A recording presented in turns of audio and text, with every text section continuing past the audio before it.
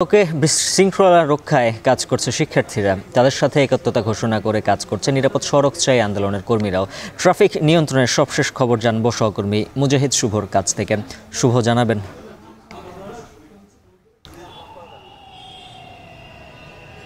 উজ্জ্বল, স্থবির দেশকে ধীরে ধীরে সচল করছে শিক্ষার্থীরা। আপনি জানেন যে দীর্ঘ ৩ সপ্তাহ থেকে তারা সড়কেই ছিল।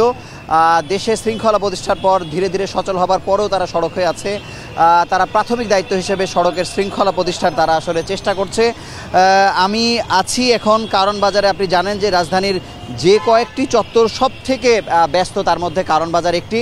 এখানে প্রায় 50-এর অধিক শিক্ষার্থী কাজ করছে। বিভিন্ন স্বেচ্ছাসেবী সংগঠনের নামে বেনামে তারা কাজ করছে এবং একই সঙ্গে এখানে আইন শৃঙ্খলা রক্ষা বাহিনীর আনসার বা অন্যান্য সদস্যরাও এখানে আসলে রয়েছে।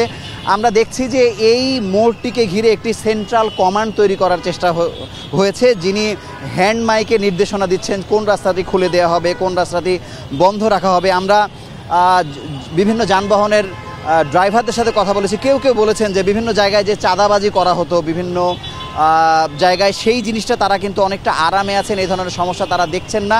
তবে শিক্ষার্থীদের পক্ষ থেকে অনেক অসুস্থ মানুষকে বা বয়স্ক মানুষকে হাত ধরে পার করতে দেখা যাচ্ছে। তারপরে তারা চেষ্টা করছেন যে অন্তত জেব্রা ক্রসিং, যেটি বাংলাদেশের মানুষ আসলে বারবার ভুলে যায়, বিভিন্ন সময় তাদেরকে মনে করিয়ে দেওয়া হয়, সেই জেব্রা ক্রসিংটা অনুসরণ করে যেন তারা রাস্তা পার হয়, সেই চেষ্টাটি আসলে করা হচ্ছে।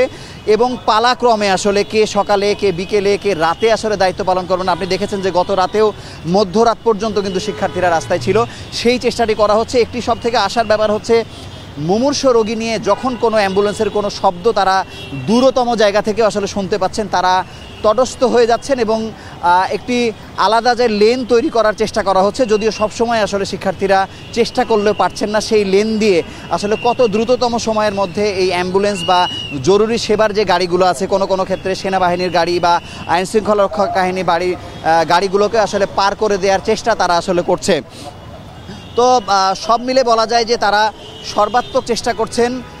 শতভাগ আসলে সম্পন্ন তারা না পারলে আসলে চেষ্টা করছেন এবং যারা যাত্রীরা আছেন তারাও বলছেন যে তারা কিছুটা বিড়ম্বনার শিকার হলেও তারা যেহেতু দেশ রক্ষা করেছে, তারা চাইছেন যে তারা সড়কেও শৃঙ্খলা ফেরাতে সক্ষম হবে। তো এই ছিল এখানকার সবশেষ খবর।